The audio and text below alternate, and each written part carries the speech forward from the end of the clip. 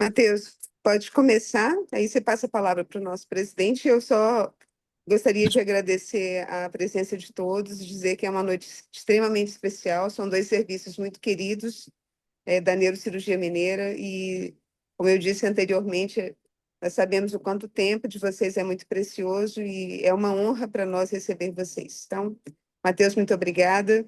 Matheus, conheço o Matheus desde os primeiros anos de faculdade, agora é residente, então, e é um dos coordenadores do nosso grupo. Muito obrigada, Matheus, por todo o empenho. Uma ótima reunião a todos. Obrigado, doutora Kélia. Pessoal, então vamos começar a nossa reunião do Grupo de Estudos de Neurotrauma João 23, hoje com a reunião de serviços de neurocirurgia de Minas Gerais e co-irmãos.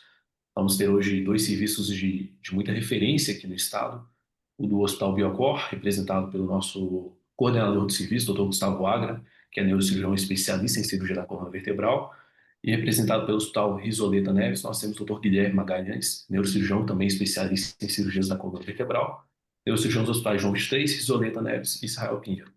Nós vamos começar com a apresentação do Hospital Risoleta, doutor Guilherme Magalhães, mas antes disso gostaria de convidar o doutor Silvio Ramos para dar as palavras iniciais. Doutor Silvio, é com o senhor. Vamos lá, né? Boa noite a todos, né? Primeiramente, obrigado, viu, Kélia, pela estar sempre aí, né, prestigiando e fazendo com que esse momento aconteça. É um prazer enorme estar aqui com grandes colegas e amigos, né? O Gustavo, Jarbas, Lucas, né? O caso Henrique agora, o Bruno aí junto com a gente. E tenho certeza que faremos um grande encontro, tá? Se me permite, eu gostaria de dedicar esse encontro nosso hoje ao nosso colega Mauro Tostes, que nós perdemos agora precocemente e que de uma maneira, né, sempre fez parte, eu acho, da maioria de todos nós, com o seu conhecimento de neuroanatomia e também, né, na questão de amizade também, tá bom? Então, sejam bem-vindos à nossa, né, ao nosso encontro e é um prazer para nós todos tê-los aqui para estar engrandecendo, né, como eu disse, as nossas sessões, tá? Fique à vontade. Excelente, Silvio. Doutor Guilherme, doutor Bruno, agora do Hospital Risoleta Neves, podem começar a apresentação. Fique à vontade.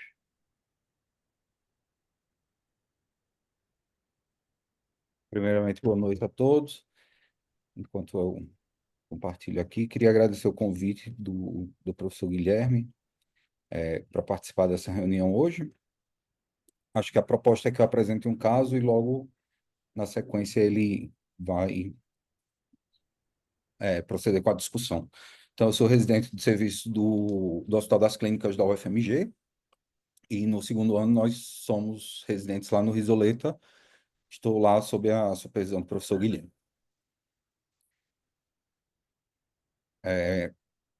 Então, hoje a gente trouxe um caso, se trata de uma paciente de sexo feminino, de 16 anos, que foi inicialmente admitida no dia 7 de abril de 2025, com queixa de lombalgia, com frequência diária e uma evolução de aproximadamente 5 meses. Não referia nenhum fator de melhora, nem fator de piora, e que nos 2 meses que antecederam essa consulta, começou a apresentar irradiação para membros inferiores. No momento da admissão, a paciente apresentava uma queixa de dor que era mais intensa na região do joelho, e ela descrevia essa dor como uma sensação de queimação no osso, com intensidade de 8 em 10, e também ao quadro se associou alteração na marcha, nas 3 semanas antecedentes à consulta, além de perda de apetite, fadiga e perda de peso involuntária, aproximadamente 4 quilos em 3 semanas. Ela também tinha uma queixa de cefaleia pulsátil, com intensidade de 4 em 10, e negava episódios de trauma associado à dor em região da coluna lombar. Já havia procurado um atendimento na unidade básica de saúde 2 semanas antes de procurar o hospital. Tinha sido medicada com sintomático, sem nenhuma propedêutica adicional, só o uso de sintomáticos liberado para casa. De antecedentes pessoais, menarca aos 12 anos, tinha um ciclo regular de 30 dias, sem a possibilidade de estar grávida, não usava nenhuma medicação continuamente, negava alergias, comorbidades, nunca tinha sido internada. E aí, no exame físico dela, o que chamava a atenção era a escoliose, na palpação da coluna, uma dor na região lombar e uma acentuada contratura da musculatura paravertebral, principalmente a direita. Também tinha uma queixa de dor à extensão dos joelhos bilateral sem sinais flogísticos. Foi avaliado inicialmente pela ortopedia, que descartou no exame físico a necessidade de propedêutica para o joelho e solicitou a radiografia de coluna para elucidação. Então, essa é a radiografia que foi realizada inicialmente na admissão da paciente. A gente pode perceber que não tem tantos desvios, né? Não tem desvio do eixo para marcar a escoliose que ela apresentava, mas a gente tem uma lesão aí que é vista aqui em detalhe como uma lesão lítica. Diante desse achado, foi optado por realizar uma ressonância que traz essa imagem, assim, com aspecto hipointenso, né, em T1, não uniforme, e com aspecto hiperintenso em T2. E aí a gente vê também que tem um elemento de compressão no nível da lesão, né? No detalhe das imagens no corte axial, a gente vê essas lesões típicas em favo de mel com um nível, né, com a sedimentação. E, diante desses achados, foi levantada a hipótese diagnóstica que o professor Guilherme vai falar um pouco para vocês. Excelente apresentação, Bruno. Doutor Guilherme, pode complementar? Só um segundo. Tudo bem aí? Ok. Então, Perfeito. boa noite a todos. Meu nome é Guilherme, sou neurocirurgião, especialista em cirurgia da coluna. Trabalho em uma série de hospitais, mas no que tange hoje é no Hospital Risoleta Neves, onde eu sou preceptor e chefe de serviço de coluna. A gente tem esse serviço lá já faz uns bons anos. Esse serviço já tem 20 anos que ele existe, praticamente 20 anos, e eu estou nessa coordenação já vão uns 12, 13. É um serviço 100% SUS, então com todos os benefícios, mas também todas as dificuldades que o serviço SUS tem, e é bom ter falantes dos outros serviços aí, porque o nosso caso vai ser um pouquinho mais apagado com relação ao brilhantismo dos nossos outros colegas aí. Mas dando seguimento, né? O diagnóstico aí pela imagem aí, acho que ficou bem claro para quem conhece a lesão, trata de um sítio aneurismático, não há muita dúvida nisso. É uma lesão rara, mas eu considerei como infrequente, não rara, para quem trabalha em coluna. Quem está nessa área está sempre vendo um caso ou outro aí, não passa um ano que a gente não veja um caso desse aí no nosso consultório, no nosso tratamento cirúrgico. É uma lesão conhecida há muitos anos, foi descrita em 1942 por Jaffe Lichtenstein, e essa imagem que vocês veem aí do lado é do trabalho original, foi descrita nos ossos longos, é uma lesão clássica de ossos longos, né, da epífise dos ossos longos, e foi descrita como diferenciando, né, o cisto ósseo das conhecidas como hemangiomas antes, justamente para ter esse espaço, essa característica mais vacuolada. São tumores primários, né, e proliferativos da coluna vertebral, são consideradas lesões expansivas, localmente destrutivas, benignas, hipervascularizadas e de etiologia desconhecida. Essa etiologia, nos últimos anos, demos alguns passos para tentar entender um pouco mais sobre isso. Ela classicamente acomete indivíduos da segunda década de vida, ou seja, entre os 10 e 20 anos, e possui a maior prevalência no sexo feminino. Ela é considerada extremamente rara, com poucos casos descritos acima dos 50 anos de idade, apesar de que eu tenha achado alguns aí na literatura, e vou falar um pouco também sobre um caso nosso a respeito. Ela pode acometer qualquer segmento do esqueleto, né? Os ortopedistas têm muito costume de tratar pacientes com lesões na úna, no fêmur, desse tipo. Elas em 10 a 30% dos casos vão acontecer na coluna vertebral, correspondendo, portanto, a estatística varia bastante, podem ver de 1 a 15%, mas a gente considera que é mais razoável de 10 a 15% de todos os tumores primitivos da coluna vertebral, sendo acontecendo mais comumente nas colunas cervical e torácica. Nossa paciente, estão lembrados, a gente tinha uma lesão que acometia L3.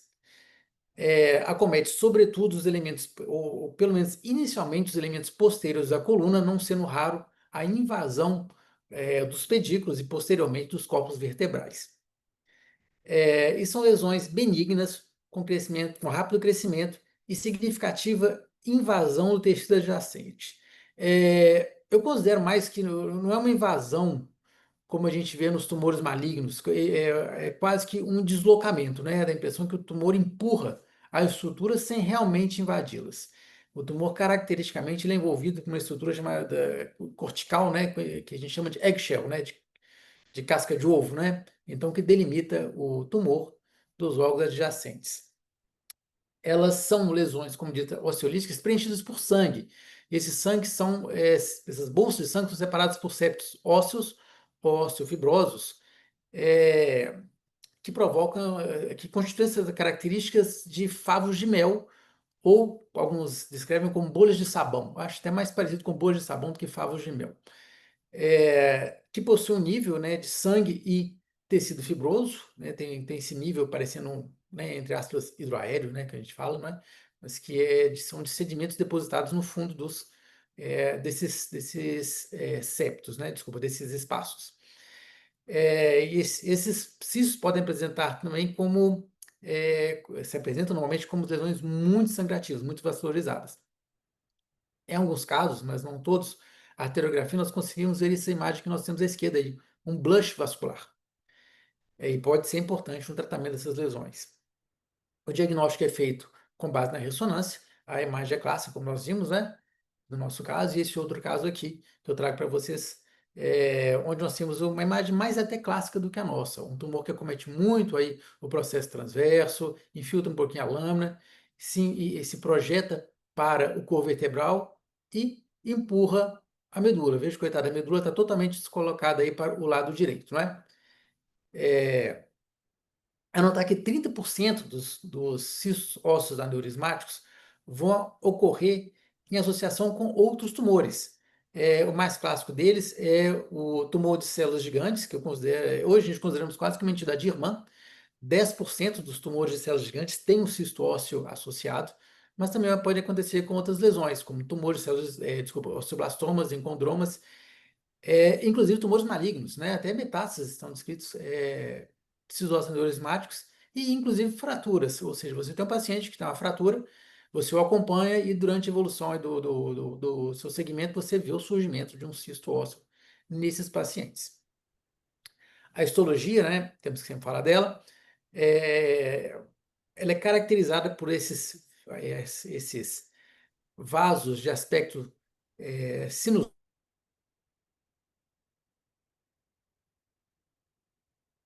e células osteoblásticas gigantes. As células osteoblásticas gigantes acontecem em uma variedade de lesões tumorais, ósseas, mas são características dos cistos ósseos aneurismáticos e dos tumores de células gigantes.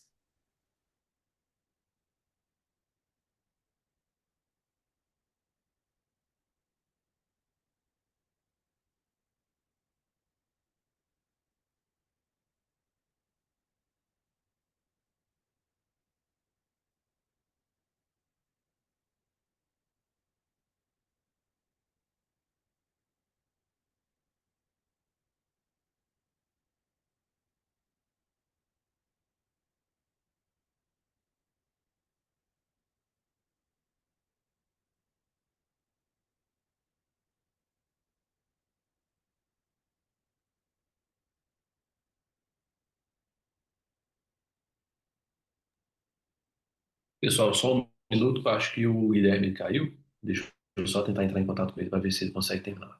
Um segundo.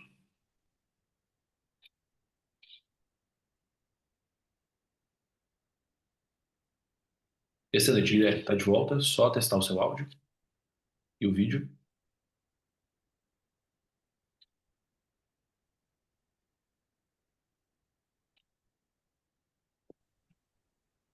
Agora sim, Tudo bem, Guilherme, Ótimo, só não... André.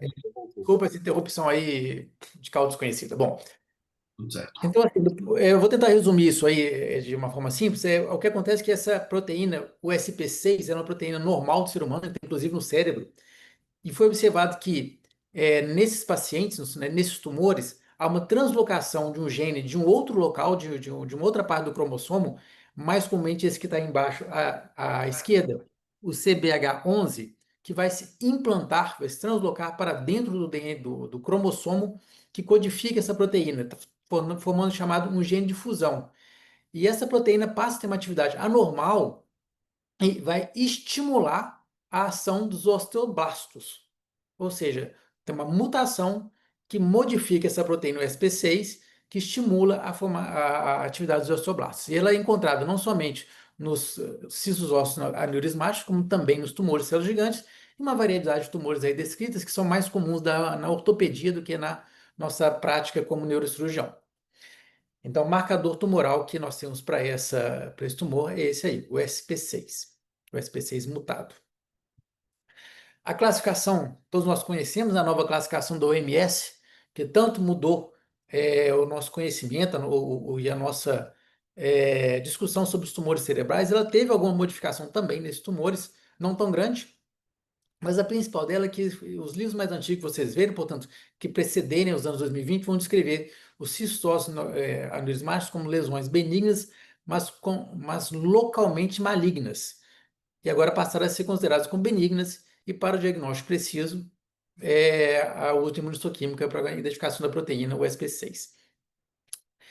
E também consideram, né, pelo fato da semelhança imunistoquímica dos dois tumores, consideram que os tumores de células gigantes seriam cistos ósseos aneurismáticos sólidos, ok?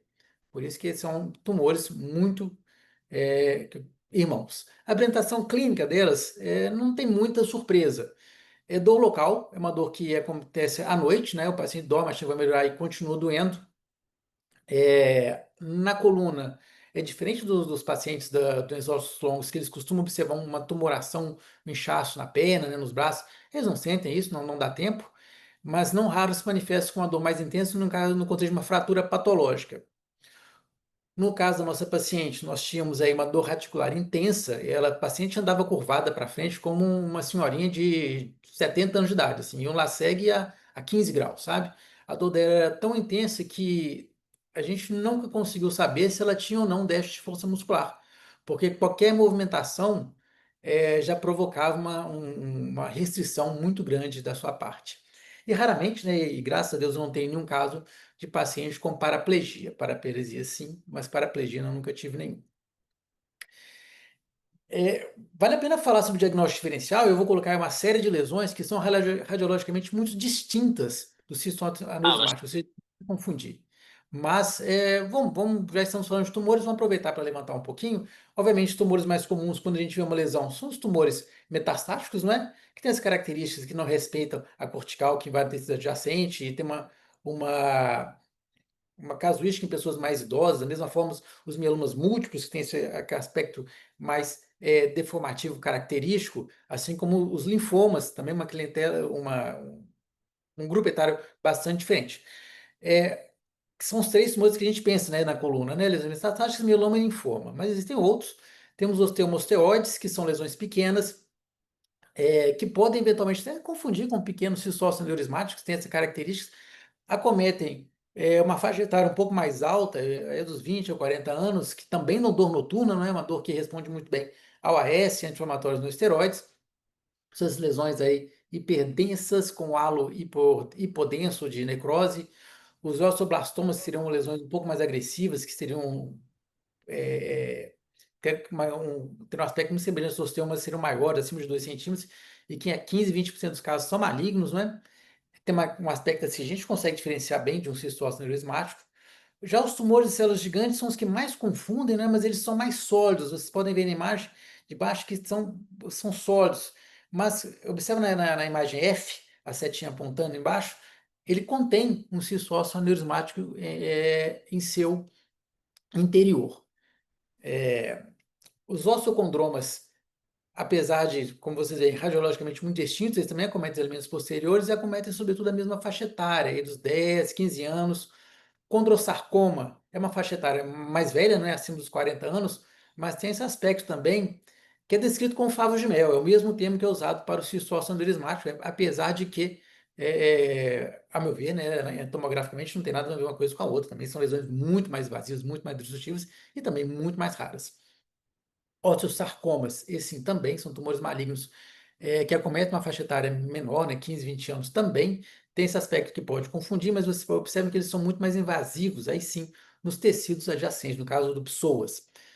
E por último, o sarcoma de Ewing, que é osteolítico, né? E que tem a faixa etária de acometimento próxima às do cisto ósseo aneurismático também. O tumor, assim como o cisto ósseo, o sarcoma de Ewing é bastante radiosensível. Esse é um caso interessante. Lá do Rio do Neves também, já de alguns bons anos atrás, acho que 2020, é um paciente que tinha 70 anos de idade e que nos compareceu com um quadro de paraparesia, uma força muscular grau 4 menos, com acho que umas 2 semanas de evolução, e já tinha o diagnóstico cirúrgico prévio feito no serviço de cisto ósseo neurismático. E que havia sido, ele falou assim: ó, tem veio com lá o cisto ósseo neurismático e havia sido irradiado.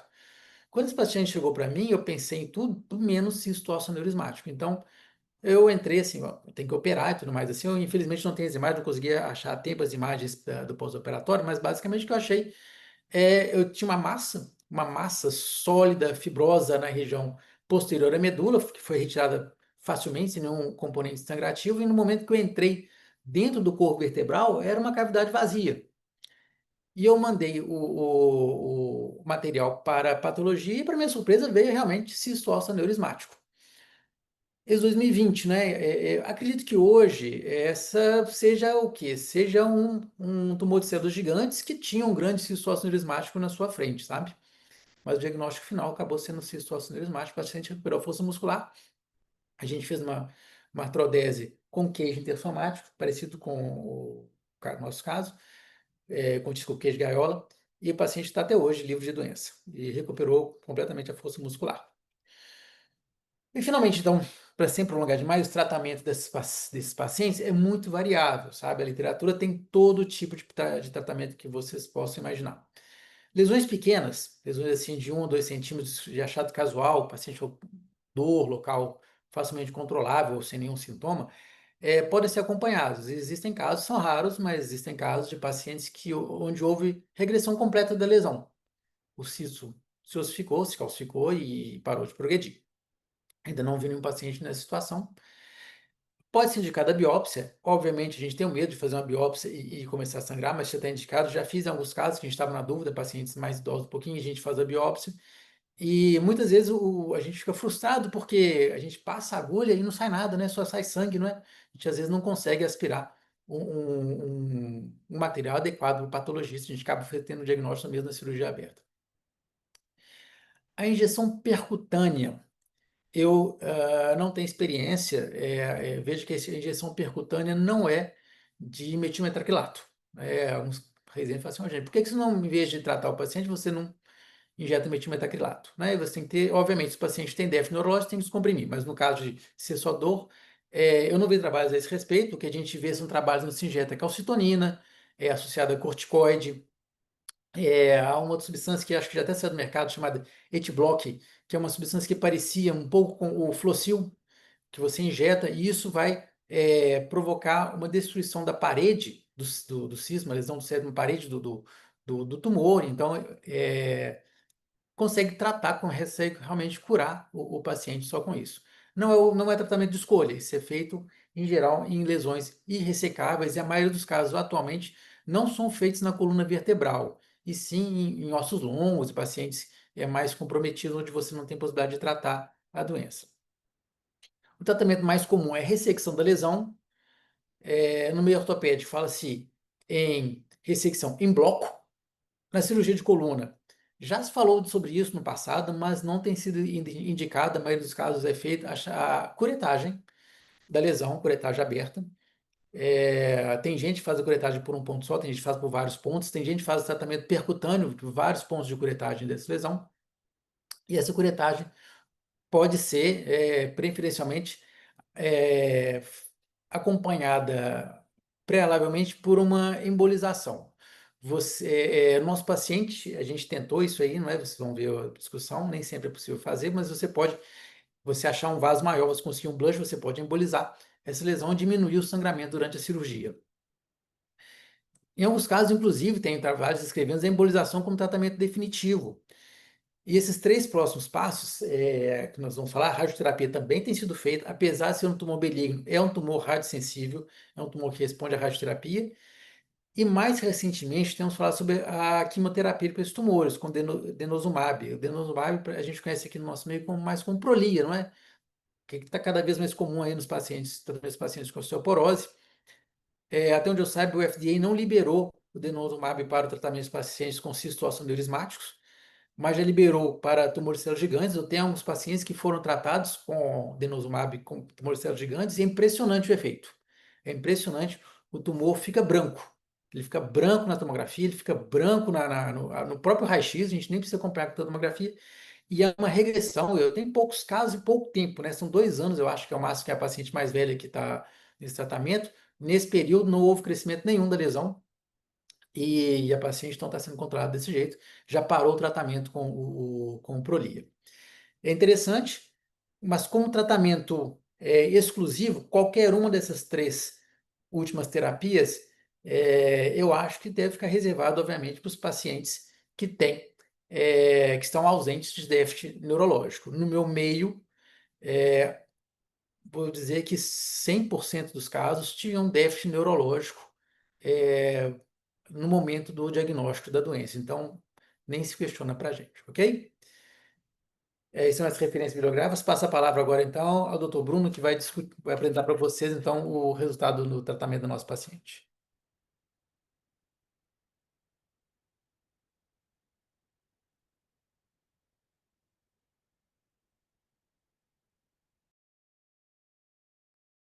Então, a proposta do tratamento da paciente foi, inicialmente, tentar fazer a embolização dessa lesão. Ela foi enviada para a arteriografia em 24 de abril. Durante a arteriografia, não foi possível fazer a embolização porque a lesão não tinha esse blush hipervascular que o professor Guilherme mostrou, que às vezes se apresenta, então não foi possível embolizá-la. E foi optado por fazer a ressecção da lesão.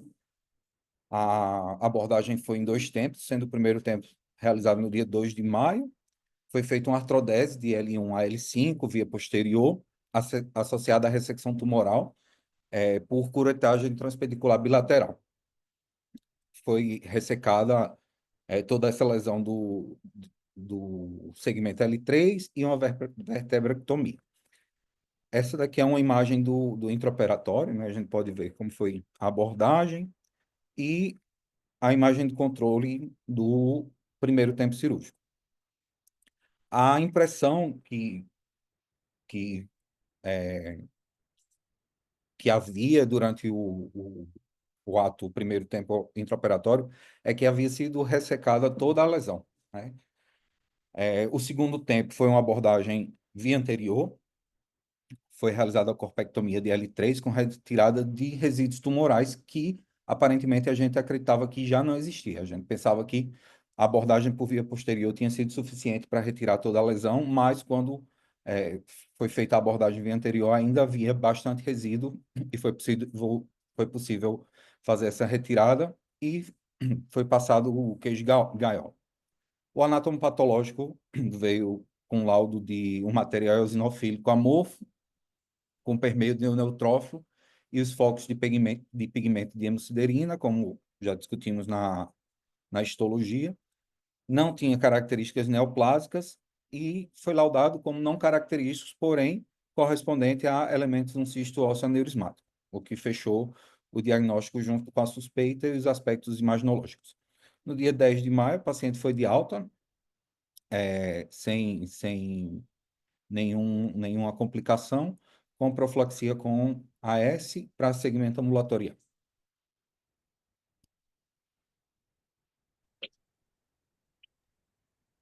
Excelente, Bruno, excelente, doutor Guilherme, obrigado pela excelente apresentação. Gostaria de passar as palavras agora para o doutor Silvio Ramos, para a gente poder iniciar a discussão sobre o caso. Ótimo, Guilherme. Primeiro, parabéns aí, viu, pela apresentação. Bruno também. Os casos desde a época do João 23, você arruma caso complicado, né, Guilherme? Você está tudo tranquilo. Gosto de casa assim. Mas vamos lá. Gustavo, alguma consideração, você e o Jarbas, sobre o caso? Alguma pergunta? Eu queria parabenizar o Guilherme, né? A gente vê como ele mesmo já falou, estando num serviço SUS completamente, muitas vezes ele tem até limitação e a gente vê o quão, de forma adequada, esse caso foi bem conduzido. A prova disso é a alta da paciente em um período tão breve, né? As possibilidades de tratamento são várias, como ele já falou. A possibilidade de cirurgia depende muito do que ele tem disponível para fazer também. E muitas vezes o mais tradicional é o que funciona mais, que é o que foi feito nesse caso, né? Você pode questionar aí o nível de fixação, que pode ser percutâneo, o nível de fixação com uma corpectomia anterior feita de forma lateral, que você pode fazer no mesmo tempo cirúrgico, com fixação percutânea, mas isso são todas variações do mesmo tema. Então, assim, eu só tenho que parabenizar o Guilherme e deixar aberta a discussão se vocês quiserem contribuir com mais alguma outra coisa.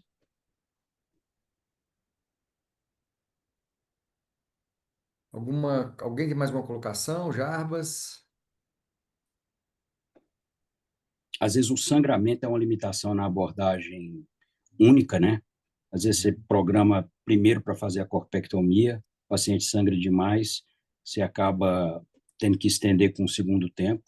Então, às vezes, é até estratégico você já programar os dois procedimentos, tanto a via anterior quanto a posterior, de forma separada. O que ajuda muito nesses casos, e que nem sempre a gente tem acesso, é o queijo expansível. Então, você faz um acesso lateral, estilo um acesso de Olife estendido, você faz a corpectomia praticamente, né, nos espaços discais, disca acima, disca abaixo, entra com o queixo fechado, você pode tanto regular o platô para aumentar a lordose do paciente, expandir ele lá dentro para colar bem as placas e fazer uma abordagem aberta, porque muitas vezes, principalmente nesse caso que o Guilherme mostrou, fazer isso de forma percutânea por via posterior, muitas vezes você não consegue tirar o elemento posterior, você tem um controle ruim em termos de visão para sangramento, então, às vezes, esses casos, se esforço aneurismático, o ideal é abrir por trás mesmo, para você poder aumentar essa área de curetagem mesmo, né? O O sangramento próximo, Flowsteel ajuda bastante, o Surgiflow ajuda demais também, né? sabendo que a gente não tem Surgiflow, nem Flowsteel, nem nada lá no Rio. O que me. São raros os casos, graças a Deus, que eu tive até hoje, que tiveram um sangramento mais significativo. E os residentes, assim, mas se começar a sangrar.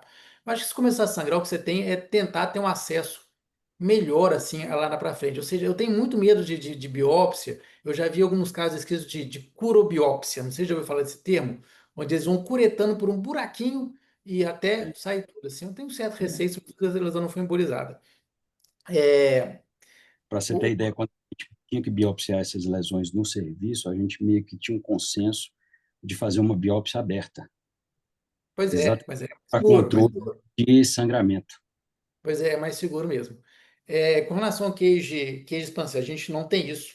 A gente, como você pode ver, eu costumo colocar uma placa no acesso Uhum, anterior. Eu gosto de colocar uma uhum, placa. uhum, E, que é particular do nosso serviço, a empresa não mandou a placa do tamanho certo, a placa era gigante, ficou sem placa, ficou é, muito bem conectado. Assim, acho que não vai dar problema, ainda mais com a fixação. sim, Mas é sim, isso, assim, tumor não tem receita de bolo, né? A gente, muitas vezes, a é, gente faz lá, a gente, para aquela lesão específica, faz lá o que a gente consegue fazer, né?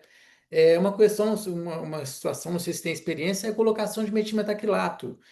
Eu só vi trabalhos brasileiros falando a esse respeito, e sobretudo em ossos longos. Não vi em sim, coluna. sim. Mas eu não tive coragem, eu tenho medo do calor, sabe, assim, né? É, Do calor que pode, provoca. pode colocar tranquilo, viu, Guilherme? Você coloca? Pode Corajoso. colocar. Eu vou falar porque a Kelly falou que eu tenho que falar, então eu vou conversar Opa, muito. Eu beleza. sempre falo muito e depois sou banido da reunião, viu, gente? Oh, meu Deus. Mas eu sempre gosto de dar palpite. Bom, primeiro, parabenizar pelo caso, parabenizar pela condução, né? Obrigado. Parabenizar o Silvio, a Kelly, o Gustavo, o Jabas, cada vez mais novo, né? Bom, metilmetacrilato é bom demais, pino de Steinman com metilmetacrilato, amplamente utilizado em tumor, né?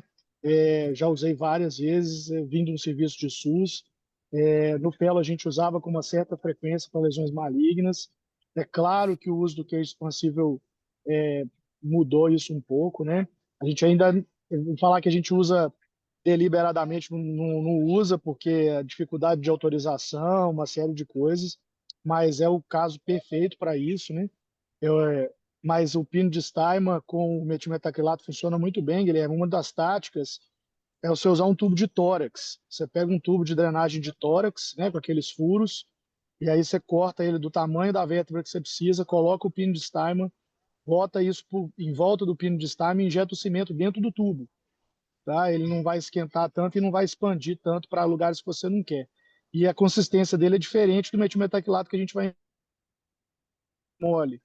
Ele é mais pastoso, sem perigo para a medula. Pensar que o cara mete um raio ali na medula, a 2 milímetros dele não queima a medula, não vai ser o metilmetacrilato que vai queimar ela, não.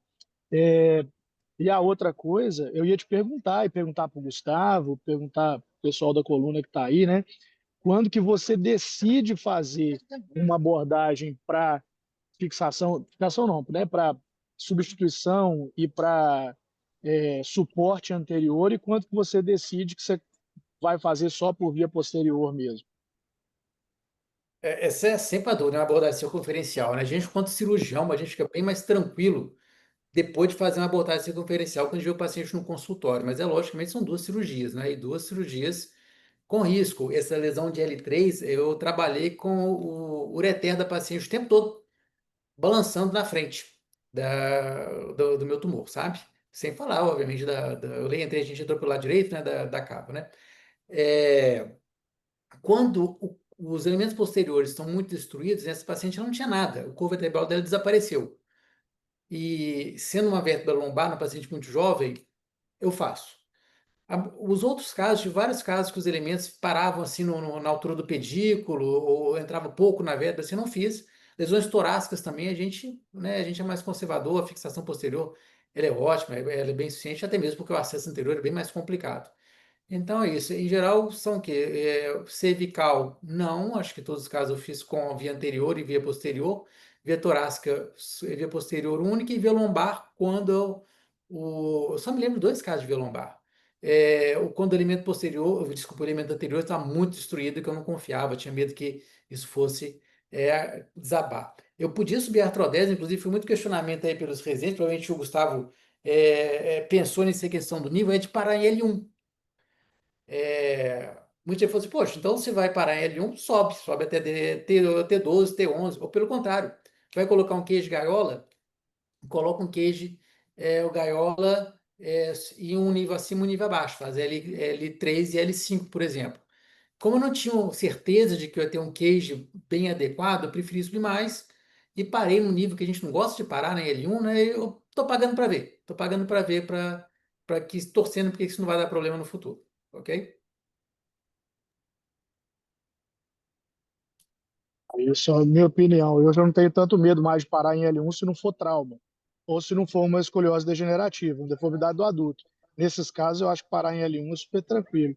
E eu É. concordo plenamente com o Gustavo. Assim, eu acho que a vinda da via lateral, né, do OLIF, do XLIF, facilitou muito a nossa vida. Porque antes essa era uma cirurgia que a gente fazia com o cirurgião geral, ficava morrendo de medo, não sei o quê. E hoje não, a via anterior ao obsoso é uma via conhecida nossa, né? Tornou a corpectomia bem mais tranquila, bem mais fácil, e colocação de cage bem mais tranquilo do que era, sei lá, 10 anos atrás. Eu acho que a ideia, né, Marcelo, de quando mexer por via anterior é mais acometimento da vértebra mesmo. Você pode, do ponto de vista objetivo, raciocinar em termos de linhas de Dennis, você pode raciocinar em termos de que o corpo vertebral é quase responsável por 80% da carga axial.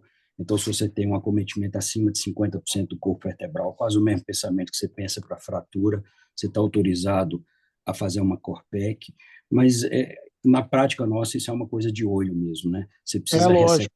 muito e você faz uma instabilidade quase que iatrogênica, você tem que o tumor já é, de certa forma, instável, porque não segura tanto, você quer colocar um queijo ali, parar em L1 não é o problema, principalmente quando você dá um bom enchimento anterior, é por isso que esses queijos maiores, que como você falou, que a gente não tem tanto acesso, são super importantes porque ele entra impactado e ele entra segurando no platô de baixo e de cima, e por isso você pode fazer montagem curta, né? Pra você ter ideia, eu já vi cage desse tipo, por exemplo, em Lille, era normal travar o cage com cimento ósseo.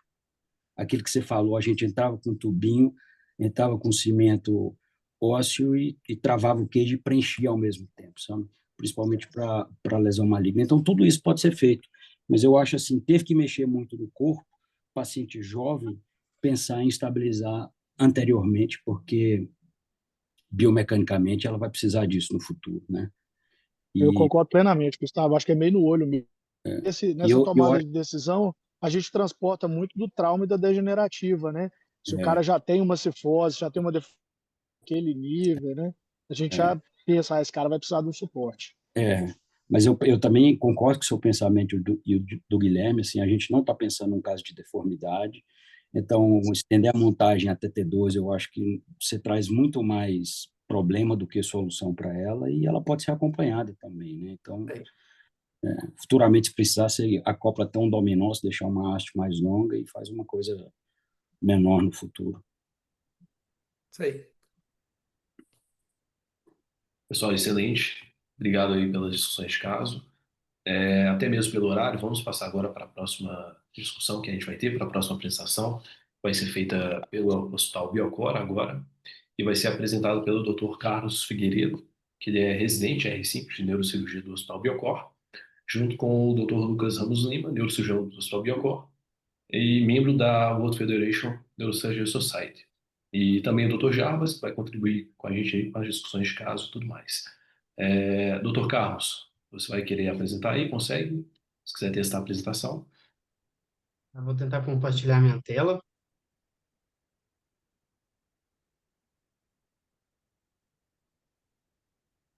Todos estão vendo?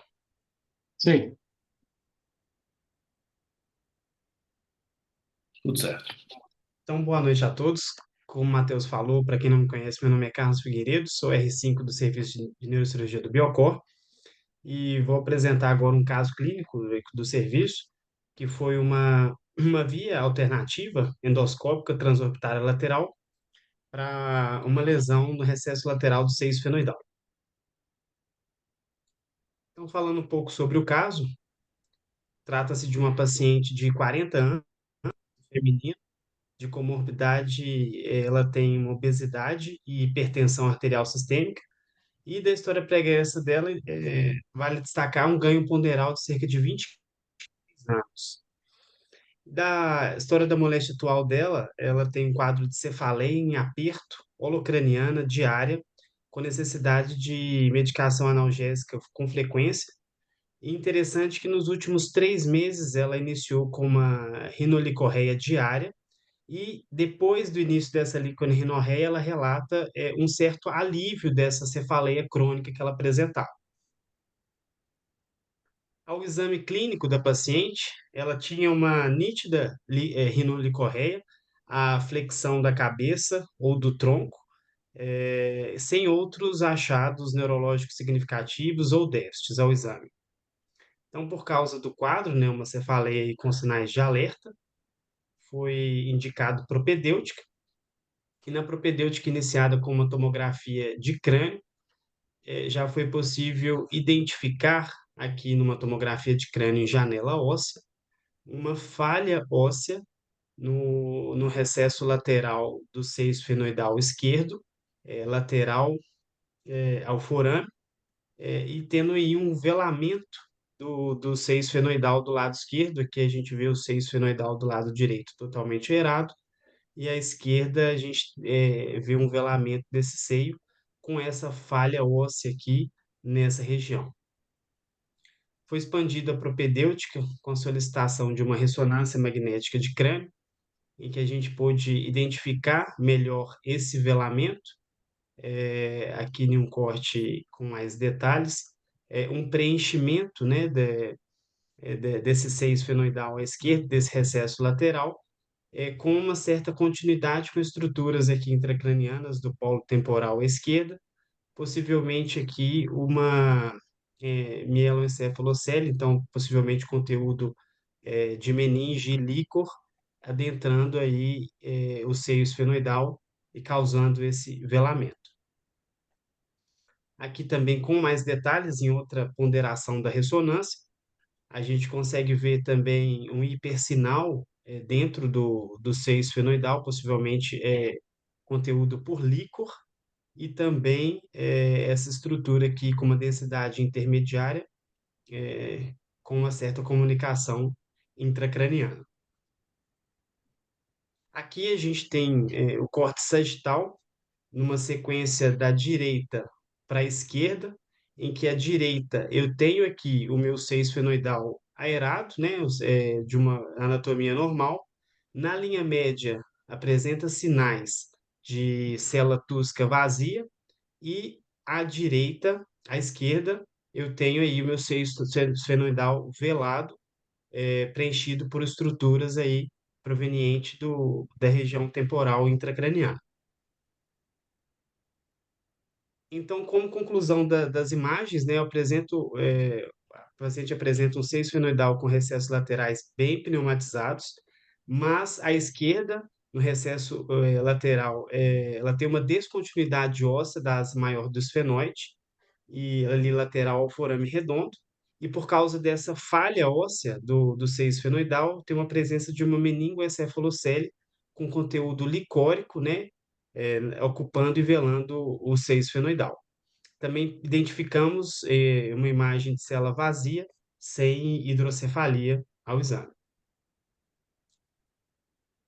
Então, como diagnóstico, nós temos uma meningoencefalocele e fístula licórica no recesso lateral do seio esfenoidal à esquerda, associado a uma hipertensão intracraniana idiopática, visto os sinais clínicos que ela apresentava, e assim a epidemiologia do caso, né, a mulher pela idade, geralmente associada ao sobrepeso, teve esse diagnóstico também associado à hipertensão intracraniana idiopática. Na conduta, nesse caso, então a ideia foi realizar um tratamento cirúrgico para correção dessa meningoencefalocele licórica e também um tratamento cirúrgico da hipertensão intracraniana idiopática. E aí, nesse sentido, a gente discutimos sobre as possibilidades, né, de acessos para a realização desse tratamento cirúrgico. Vale destacar aqui algumas possibilidades para a gente discutir. Os acessos transcranianos, né, com craniotomias, foram os primeiros acessos descritos para tratar esse tipo de patologia. São acessos clássicos extradurais que vão em direção à fossa média, só que eles estão associados com uma retração cerebral importante, risco de edema, hemorragia, além de altas taxas de recidiva. Então, por causa disso, eles estão sendo cada vez menos utilizados para essa topografia. Uma outra possibilidade são os acessos endoscópicos endonasais transpterigoides, que na verdade são atualmente o padrão ouro para acessar essa região. Porém, eles podem necessitar de ligadura da artéria esfenopalatina ipsilateral e secção do nervo vidiano também. Geralmente, essa secção acontece.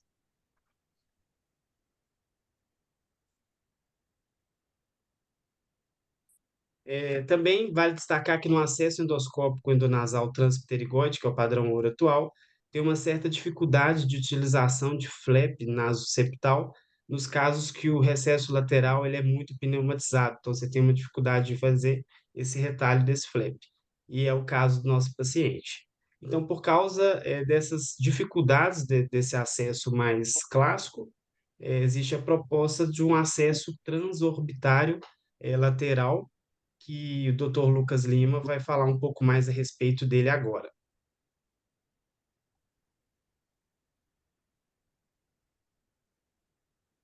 Excelente apresentação, Carlos. Doutor Lucas, fique à vontade para apresentar. Minha tela apareceu aí? Apareceu sim, tudo certo. Vai. Eu não sei, Gustavo quer apresentar o serviço primeiro? Gustavo é nosso chefe de serviço? Coordenador, né? Isso. A Kelly está aí? Está todo mundo aí? Bom, só um breve. Vocês estão me ouvindo? Então, sim. estamos sim, Gustavo, tranquilo. Só um breve relato do nosso serviço, né? Quem começou a ideia do nosso serviço foi o Guilherme Cabral, que foi chamado pelo Dr. Mário, quando o hospital era bem pequeno e precisava-se de um suporte neurológico para a equipe da cirurgia cardíaca que estava trabalhando com as válvulas, né?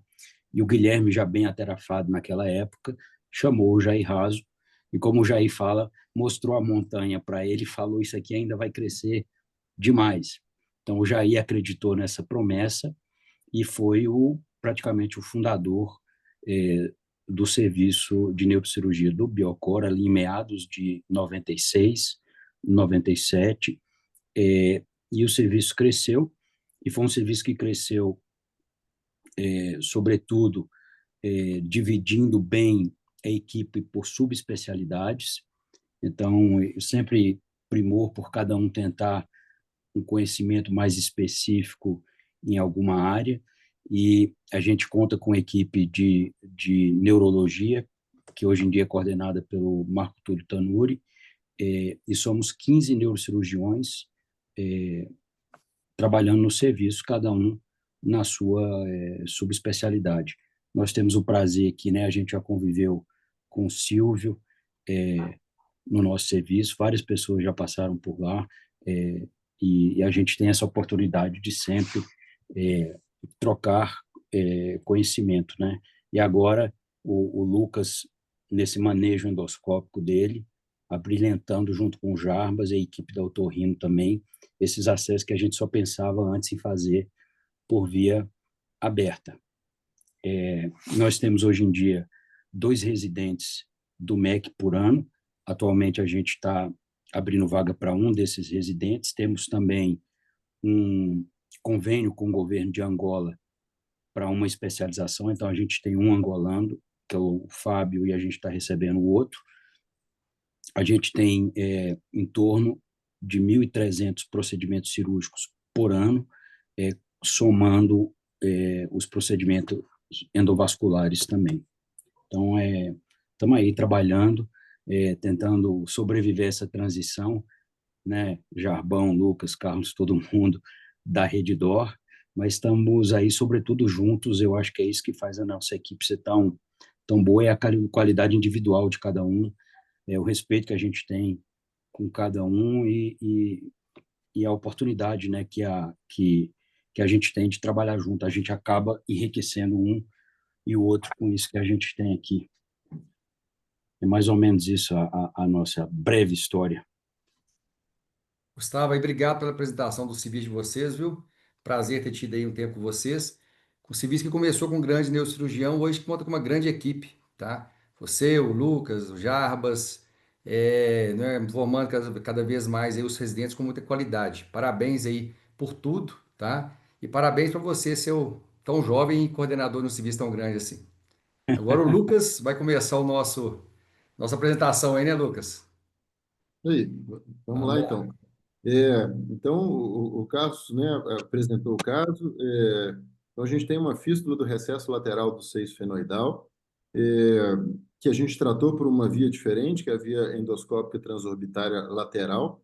Eu vou tentar dar uma pincelada. As técnicas endoscópicas transorbitárias para a base do crânio estão crescendo muito, né? Já né, tem algumas equipes trabalhando com esses acessos. O Felipe, ano passado, Felipe Maluf, eu acho que ele está aí, apresentou uma aula muito bacana, né, com alguns acessos, inclusive por clipagem de aneurisma.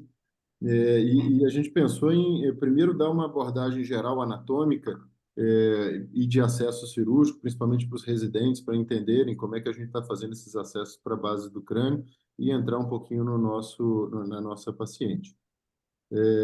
Então, só para a gente entender, isso aqui é uma imagem num plano coronal com seio esfenoidal. Eu não sei se a minha seta está aparecendo, mas basicamente a gente, na maioria das vezes, está trabalhando na linha média, indo para a hipófise, né? Mas a gente tem diversos artifícios para a gente tentar chegar mais lateral, entrar no seio cavernoso, entrar na fossa pterico-palatina, entrar na fossa infratemporal, né? Mas a gente tem uma limitação principal, que são os nervos cranianos. Então, a gente consegue chegar até as lesões que empurram os nervos cranianos para a lateral, mas a gente não pode atravessar esses nervos cranianos para a gente tentar chegar mais lateral. E aí é quando os acessos transorbitários vêm nos oferecer uma nova rota para chegar lateral a esses nervos, principalmente na fossa média. Então, essa imagem aqui mostra uma anatomia óssea com a fossa média aqui nessa porção médio-lateral, né? A gente tem em azul aqui a posição do seio cavernoso. Vocês vão ver que na parte anterolateral a gente tem uma extensão que basicamente é aquela dobra meningo-orbitária, né? Que está dentro, a parte mais lateral é a dobra meningo-orbitária, e o conteúdo todo que passa aqui nesse pedaço é a fissura orbitária superior. Então, é a comunicação entre a fossa média e a parte orbitária, que vai ser importante para a gente entender a anatomia por dentro da órbita. Aqui em vermelho a gente tem o cavo de Meckel e a gente tem aqui duas aberturas. O primeiro, mais anterior, é o forame redondo, e mais posterior aqui a gente tem o forame oval. Então, basicamente, aqui é só para mostrar como é que a gente tem essa relação da órbita com a fossa média com o seio cavernoso, né? Então, se a gente seguir aqui a parede lateral da órbita, eu estou aqui do lado direito com a seta, a gente vai passar pela fissura orbitária superior e a gente vai chegar diretamente no seio cavernoso. Então, é uma rota que nos oferece chegar medial ao lobo temporal, sem retração do lobo temporal. Aqui é uma imagem, então, de dentro da órbita, né? A gente está vendo todo o arcabouço ósseo da órbita. Essa é a órbita direita. Então, a gente vê aqui na lateral, eu tenho a estrutura frontozigomática aqui em cima, eu tenho o osso zigomático na parte anterior lateral, depois eu tenho uma sutura aqui, logo atrás eu tenho parte da asa maior do esfenoide, e aí a gente tem uma abertura grande aqui, ó, que faz um V, né? A parte inferior desse V ela vai para a fissura orbitária inferior e a parte superior desse V, basicamente é a fissura orbitária superior. Notem que a gente tem uma base que forma mais um triângulo. Essa é a base por onde passam os nervos na fissura orbitária superior, né? Todos eles, os nervos da parede lateral do seio cavernoso, estão aqui mediais, mas a gente tem uma continuidade que vai para a lateral, que por via transcraniana vai ser a dobra meningo-orbitária. Então, eu tenho aqui uma imagem de uma órbita desnuda, né? O teto e a parede lateral desnudos. Eu tenho o lobo temporal posterior à direita aqui. E, basicamente, aqui a gente está abrindo a dobra meningo-orbitária, né? A partir da dobra meningo-orbitária, a gente pode fazer o peeling da fossa média, começando ali próximo a V1, expor o seio cavernoso, depois expor o cavo de Meckel. Então, pela via transcraniana, a gente vê isso aqui, o lobo temporal. Pela via transorbitária, a gente vai ter essa visão da órbita, mas vai ver essa mesma dobra meningo-orbitária, que nada mais é aquela porção mais lateral da fissura orbitária lateral. Aí, a partir do ponto que a gente expõe isso aqui, a gente tem V1, terceiro e quarto nervos mais superiores, e a gente chega depois no cavo de Meckel, V2 aqui com forame redondo e V3 indo para o forame oval. Então, basicamente, uma imagem do róton aqui por via endonasal, a gente está vendo do lado direito sem o lobo temporal. Então, V2 vindo para o forame redondo aqui, mais superior e anterior, a gente vai ter terceiro, quarto nervo e V1 na parte medial da fissura orbitária superior, e na parte lateral a gente vai ter aqui a dobra meningo-orbitária, né, com a artéria meningo-orbitária. Então, os acessos transorbitários eles começaram a ser propostos endoscópicos transorbitários desde 2010, 2012, né? E aí a gente chegou nesses acessos laterais. Se a gente olhar aqui essa imagem à direita, então a gente tem aqui, ó, em azul a fissura orbitária superior, em verde a fissura orbitária inferior, e começaram a abrir esse triângulo lateral na asa maior do esfenoide, e isso vai nos jogar, então, naquela parte medial do lobo temporal. Quais são os benefícios do acesso transorbitário lateral? Normalmente é uma rota mais curta para a fossa média, né? O tempo cirúrgico costuma ser bem reduzido. A perda sanguínea, basicamente, a gente vai estar retraindo periórbita. A perda sanguínea é mínima, a retração cerebral é mínima, porque a gente já está medial ao lobo temporal, e o resultado estético costuma ser muito bom. A desvantagem é o risco de lesão ocular, quando a gente está empurrando a periórbita e o conteúdo orbitário, né? O que a gente tem hoje de referência da oftalmologia, que a gente pode retrair esse globo ocular até 1 centímetro, sem risco de lesão da musculatura orbitária ou da visão. É uma anatomia que não é comum para nós neurocirurgiões, se questiona qual é a liberdade cirúrgica para a gente fazer esses acessos. A gente tem espaço para trabalhar o suficiente com técnica segura. A gente tem um outro acesso, travou aqui para mim, só um minutinho. Acesso à parede lateral da órbita. Está passando para vocês, não? Assim, Tá professor. sim, Lucas. Tá passando bem, tranquilo. Na minha tela travou aqui. Deixa eu interromper aqui e eu coloco de novo. Keynote. Está interrompido, né? Está interrompido.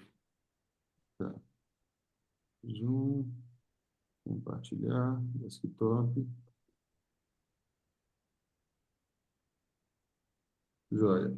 Existe um outro acesso que basicamente já foi descrito há muitos anos, que a gente retira o rebordo orbitário e aí a gente tem mais segurança para trabalhar com mais espaço, com técnica microcirúrgica, né? A gente tem basicamente as mesmas vantagens, é, mas a gente pode ter um pior resultado estético por conta da questão da remoção do rebordo, embora, né, o que a gente vê na prática, os resultados são bons. O que a gente faz basicamente é isso, a gente faz uma incisão na pálpebra superior e prolonga ela lateralmente, lembrando que do canto lateral do olho até 2,5 cm a gente não pega o ramo frontal do facial, né, mas a gente não precisa chegar tão lateral, então a gente usa as curvas naturais aí do olho para trabalhar um pouquinho mais lateral.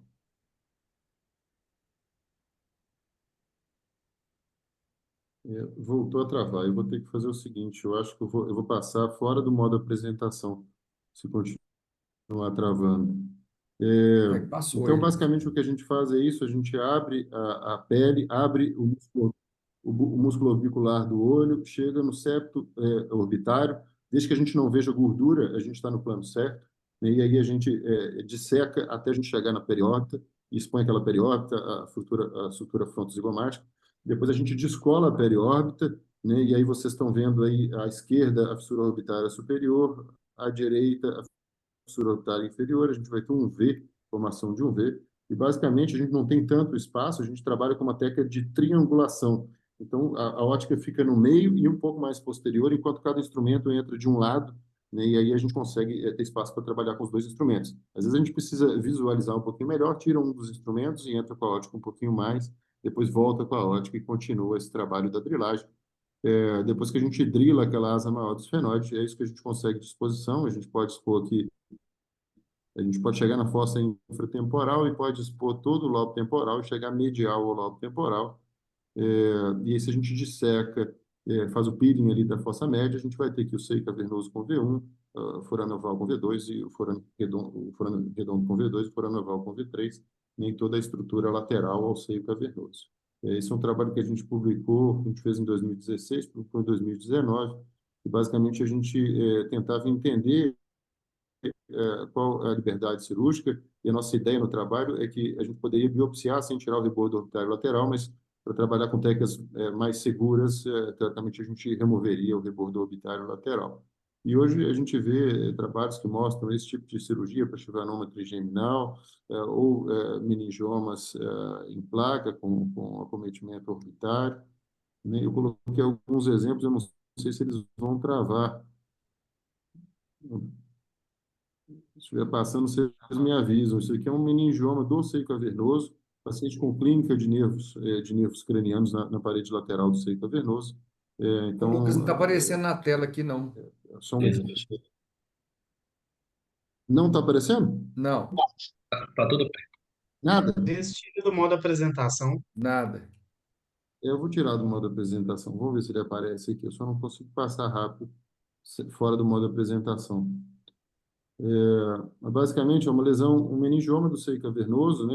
A gente não entra hoje no seio cavernoso, não faz muito sentido entrar no interior do seio cavernoso, ultrapassar os nervos cranianos, se o paciente vai sair com o olho congelado, e a lesão costuma ser, né, o risco de lesão de carótida também é alto, e o tratamento radioterápico é muito bom, mas para uma paciente que tem um déficit de nervo craniano, a descompressão óssea e mais a biópsia também, para fins de diagnóstico, podem ajudar no tratamento.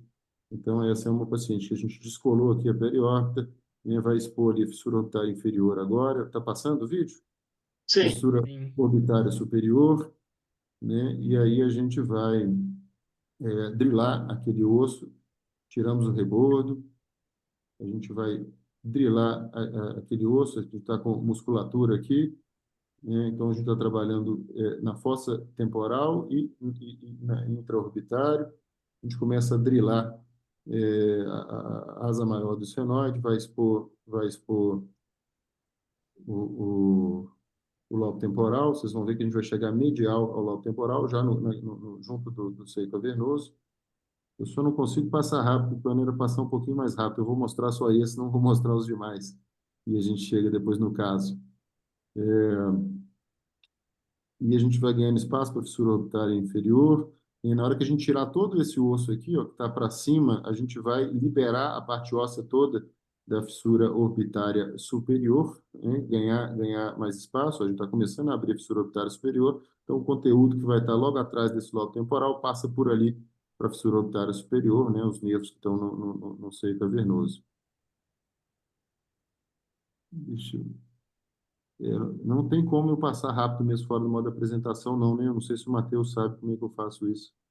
A gente começa o peeling da fossa média, ó, junto de V1, vai sangrar um pouquinho, então sempre lembrar que quando a gente faz isso tem sangramento venoso.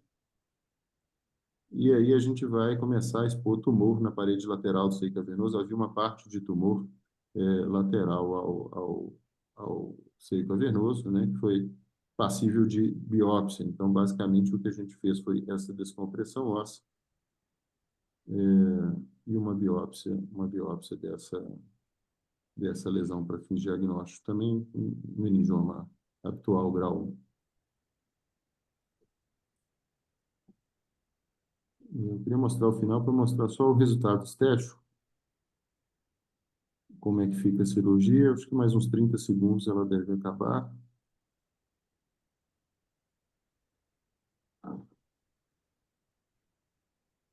Nesse modo, realmente não tem como, só quando apresenta tudo. Nervo craniano, né, V1 ali, logo atrás. Vou mostrar, é bem pequenininha a cirurgia, a gente vai só biopsiar esse pedacinho.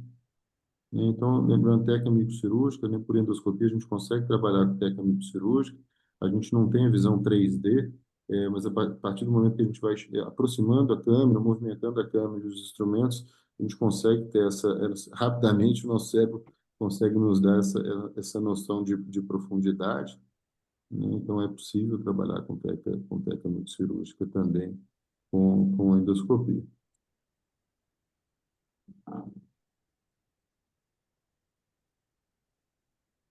Sangramento venoso, né? A gente vai ter todos aqueles lagos venosos, fissura orbitária superior, no forame redondo.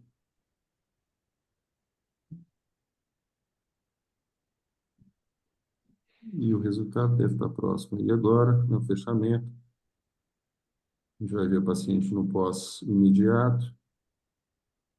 E depois de 6 meses da cirurgia, vocês vão ver o pré-operatório. Ela tinha uma semipitose, a remoção óssea ali. Ela tinha uma semipitose à direita.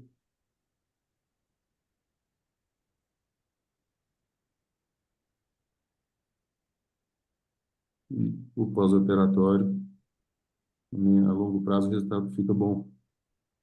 A gente pode fazer os meningiomas em placa. Eu não vou passar o meningioma, só mostrar a imagem aqui, para a gente ir direto para o caso pela questão do tempo, né? Então, eu acho que essa é uma indicação perfeita. Se a gente tira o rebordo, a gente pode trabalhar com endoscópio ou com microscópio. Nesse caso, a gente trabalhou com microscópio, né, e a gente consegue tirar toda aquela compressão. Eu vou ficar devendo o resultado, porque está no final do vídeo, para não atrasar muito. Aqui uma outra paciente com uma lesão que a gente tinha abordado por um acesso transpterigoide, uma lesão alterada, mas sem resultado definitivo. E aí a gente fez, em seguida, quando a lesão cresceu, um acesso transorbitário. Esse é bem rapidinho o vídeo.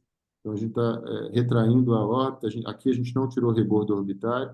Vocês estão vendo ali embaixo o lobo temporal do ramáter aberto, a gente removendo, aqui já coagulando, né, depois de remover material alterado, veio uma doença relacionada ao GG4. Aqui, ó, a gente trabalha com a técnica de triangulação, você vê que a gente não tem tanto espaço, mas a partir do momento que a gente chega no lobo temporal, a gente afunda os dois instrumentos, e aí eles ficam num plano diferente do plano da ótica, e aí a gente tem mais espaço para trabalhar com técnica microcirúrgica, mesmo sem retirar o rebordo orbitário. E aí, só para mostrar aqui a profundidade do lado esquerdo ali, onde a gente consegue chegar dentro, né, junto ao seio cavernoso. E aí, agora vamos falar de um aspecto do nosso caso especificamente.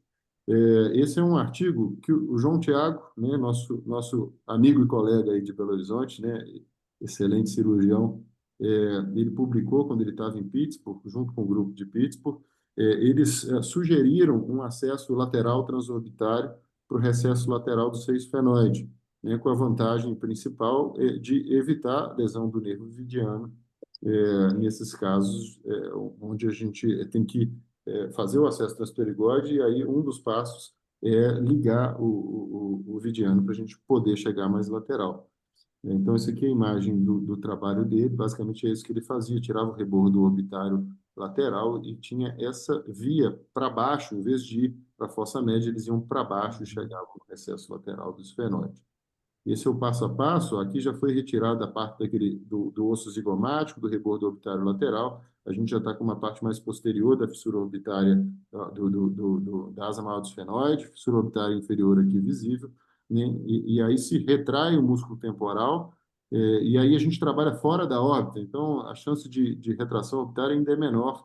A gente joga a musculatura temporal para baixo e acha essa crista aqui, que chama crista infratemporal, na imagem de baixo está mais clara. E aí a gente vai remover essa crista infratemporal, começar a drilar essa parte, passar do osso, a gente passa da cortical, chega na medular, tira a medular, vê a cortical da asa maior do esfenoide lá na fossa média, e aí a gente segue para medial e para baixo, e a gente vai chegar no processo pterigoide, do osso pterigoide e do esfenoide, e vai abrir esse processo pterigoide, vai cair naquele recesso lateral do esfenoide. Vocês estão vendo ali o vidiano lá embaixo e V2 aqui em cima, então a gente chega lateral a esses dois nervos, não precisa remover o vidiano. Então, basicamente, a filosofia da nossa abordagem é a filosofia das técnicas minimamente invasivas, né? Às vezes a gente faz uma abertura grande para chegar num lugar pequeno e a gente tem que expor muito o cérebro, retrair muito o cérebro. A gente podia dividir essa abertura em várias aberturas pequenininhas, e cada abertura pode nos dar uma posição. A gente tem que entender qual é a abertura que vai dar uma exposição adequada para a gente trabalhar com técnica microcirúrgica, onde a gente precisa, né? A abertura não precisa ser tão grande. A gente está propondo um acesso que o João Tiago e o pessoal de Pittsburgh propôs em laboratório, mas que nunca foi feito em vivo, né? Tem alguns acessos parecidos, um do grupo da Rush University em Chicago, de 2018, se eu não me engano. Eles fazem uma incisão na pele, fora da pálpebra ou da sobrancelha. Então, não é muito legal a incisão, né, fica uma marca razoável, e eles removem músculo temporal e entram direto na asa maior, eles não entram pela órbita. E tem um acesso mais recente, agora de 2025, do grupo de Cornell, de Nova York. Eles fazem um acesso transorbitário, mas eles vão para a fossa média, aquele acesso que eu mostrei em cima, clássico, e a partir de lá eles acham um buraco, mas eles têm que secar seio cavernoso, eles têm que tem sangramento, tudo isso associado. E o que a gente está propondo é um acesso que a gente não passa pela fossa média. É o que o João Tiago propôs em laboratório, a gente vai direto para o recesso lateral dos esfenoides sem passar pela fossa média. Né? Com os casos que a gente já tinha feito antes, do ponto de vista de risco cirúrgico, a gente não está fazendo nada de diferente em área nobre que vai aumentar esse risco, né, a gente já sabia que era possível mudar essa trajetória para baixo. Então, essa é a imagem que o Carlos mostrou, esse é um Fiesta, né, um corte axial no Fiesta. A gente vê V2 passando aqui no forame oval, e aí a gente tem essa encefalocele lateral a V2. E aí notem que se a gente vê aqui a parede posterior do seio maxilar para fazer o acesso transpterigoide, ela termina antes do final da abertura da encefalocele. Né? Tecnicamente é difícil expor tudo isso para um acesso transpterigoide, e a gente ainda tem que cortar esse lado, a esfenopalatina desse lado, a gente tem que usar um flap do outro lado, muitas vezes ele não chega bem e a gente não consegue tirar a mucosa daquela região para cobrir ela bem e acaba tendo que colocar gordura de qualquer forma e não usar o acesso transpterigoide com FEP septal. Então, o que a gente fez foi isso aqui, ó, aquela incisão na pálpebra superior, com uma extensão um pouquinho lateral, a gente expôs periópta e músculo e para expor a parede lateral o rebordo orbitário, usou um peso sônico para tirar o rebordo, para colocá-lo de volta depois. Eu vou mostrar esse vídeo aqui, que é bem rápido, eu vou pegar ele lá por fora aqui para ver se ele roda melhor.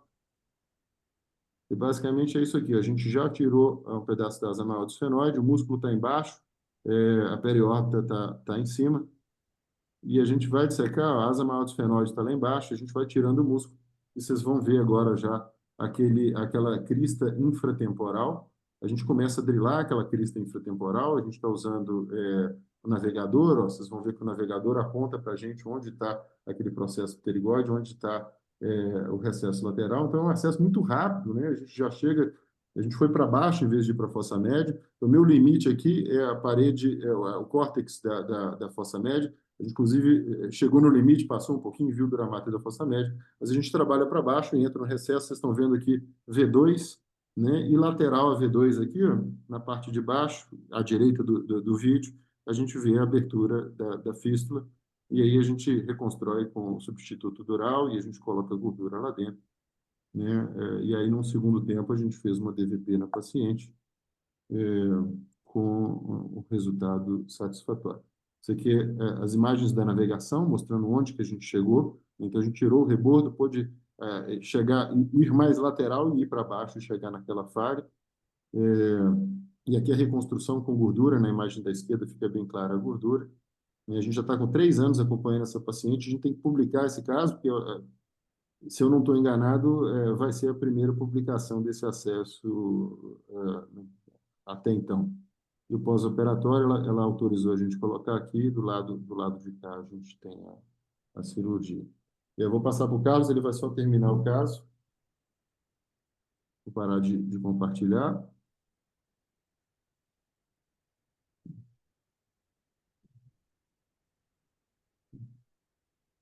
Carlos, pode apresentar.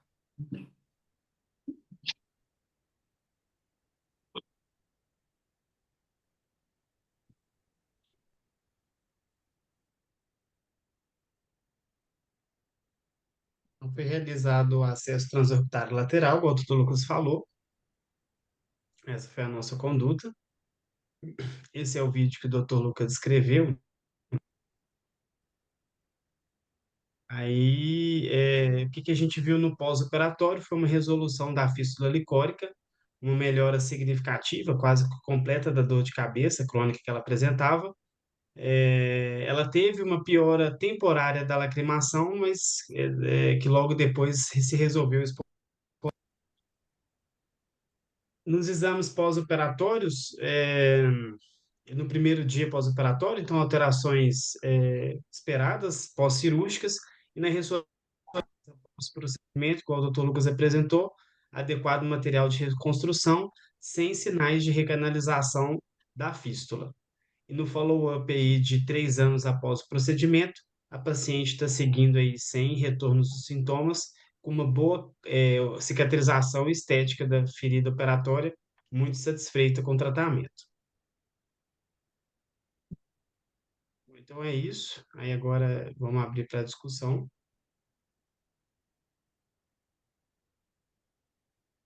Excelente apresentação, Carlos, doutor Lucas. Obrigado pela disposição.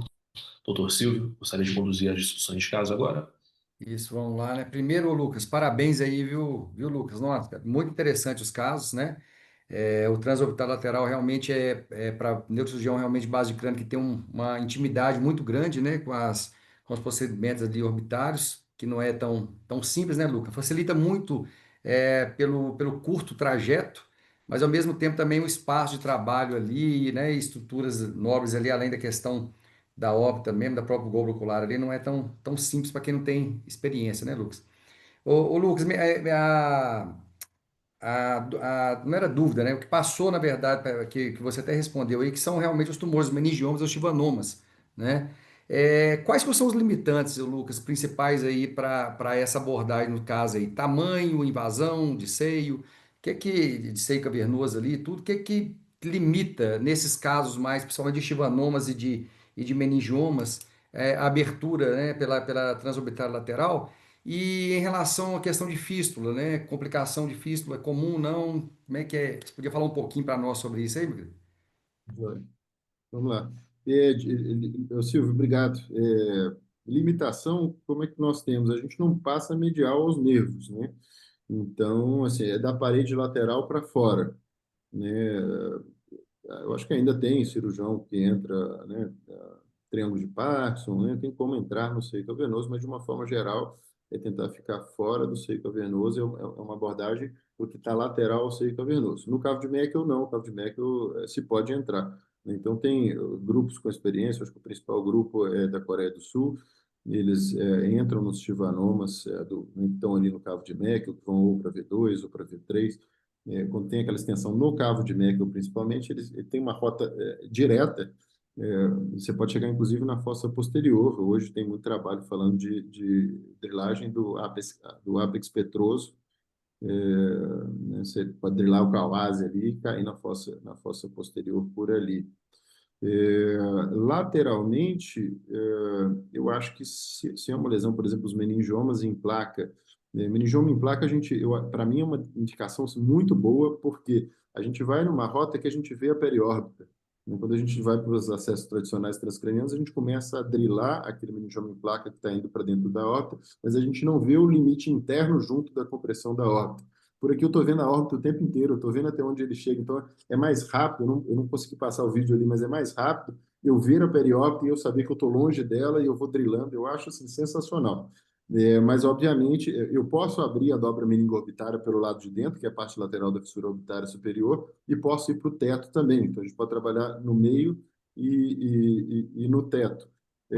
Dá para ir para a lateral, mas eu acho que quando ele vai muito lateral para a escama temporal, fica difícil, mesmo retirando o reboto, né, a angulação não fica tão boa. Teoricamente, quando está nessa região da asa maior do esfenoide, junto da órbita, é uma boa indicação. Fístula licórica tem a taxa é muito baixa, né? Tem assim, a maioria dos trabalhos coloca que é muito baixa. Teoricamente, a gente coloca um Duragen sobre a Duramater ali. Então, assim, a gente já está entrando em acessos intradurais. Eu tenho ido só na ponta do temporal. Tem gente fazendo glioma, tem gente fazendo até epilepsia do mesial por ali. Mas, teoricamente, Duragen, gordura, a órbita volta para a posição e a gente ainda fecha. Na hora que a gente abriu ali, secou a periópita de um lado, o periósteo do outro lado, que vai junto da musculatura do temporal, você pode rafiar aquilo ali em cima. Então, teoricamente, a taxa de fístula é muito baixa. Não é uma preocupação fístula licórica nesses acessos. Vai ser muito mais baixo do que para um acesso endonasal. Perfeito, perfeito. Pessoal, alguma pergunta a mais aí para o Lucas? Jarbão, quer comentar aí? Jarbão participou do caso também. Fala, Jarbão, fala aí, meu querido. Eu, Jarbas, Thiago Fraga do Torrino. Eu acho que você já esgotou o assunto, Lucas. Falou bem da anatomia. É a anatomia que assim, até recentemente nos era pouco familiar, né? A própria endoscopia, acho que a endoscopia trouxe para a gente um acesso à base do crânio que antes a gente não tinha, porque os tumores, né, os cordomas do clíus mesmo, que era um tumor que era basicamente inoperável, hoje a gente consegue atacar o tumor sem envolver as estruturas neurológicas, ou pelo menos estando do outro lado das estruturas neurológicas. A órbita ainda é um espaço do crânio que a gente, de fato, tem pouco contato, né? Mas eu acho assim que tudo isso, graças à endoscopia, que abriu uma nova janela de acesso, principalmente aos tumores da base do crânio, com maior possibilidade de ressecção tumoral e com menor risco de lesão neurológica. Assim, fístula, dependendo de qual acesso faz, a fístula ainda é preocupante, mas, ao mesmo tempo, também temos possibilidade de tratar essas fístulas desde a base anterior, do clíus médio, e até mesmo chegando até cervical por endoscopia. Se não fosse o endoscópio, você poderia pensar num acesso supraorbitário, com uma pequena craniotomia subfrontal, e aí dirigir ela só para mais medial, se você não tivesse um endoscópio nesse caso? Para esse caso especificamente, não. Porque se eu venho aqui em cima, então, tem alguns casos que você pode fazer pelo acesso pela pálpebra superior ou pela sobrancelha e expor mais ou menos a mesma coisa para a fossa anterior. Mas você não consegue chegar na fossa média. Temporal. Mesmo que você coloque um endoscópio, você Uhum, vai pela fossa anterior e pode até ver com uma ótica angulada, mas você não consegue chegar lá né, nos triângulos ali do Uhum. sistema venoso. uhum, O que isso deu de acesso o transorbitário, assim, o grosso que está sendo usado é para a fossa média. Então, uhum, você entra no transorbitário, retira a asa maior do esfenoide, né, que é a parte lateral ali uhum, da órbita, e você cai direto na fossa média. E aí, essa uhum, variação, essa foi, né, esse trabalho do João Tiago. O João Tiago, até no início da cirurgia, ele estava lá com a gente, depois ele tinha um outro compromisso, mas o que o João Tiago fez, esses acessos da órbita já estavam bem estabelecidos, e ele propôs em cadáver abaixar a direção e ir direto para o esfenoide, né, pensando em não lesar o vidiano. E aí a gente associou a isso o fato de que o resultado tradicional, quando é muito lateral, não é tão bom. É difícil, a cirurgia é difícil endonasal transperigoide se for muito lateral. E aí, né, eu acho, se a gente não demorar muito para publicar, esse é o primeiro caso publicado do mundo com esse acesso proposto pelo João Tiago e a turma de Pittsburgh. Parabéns, o Lucas.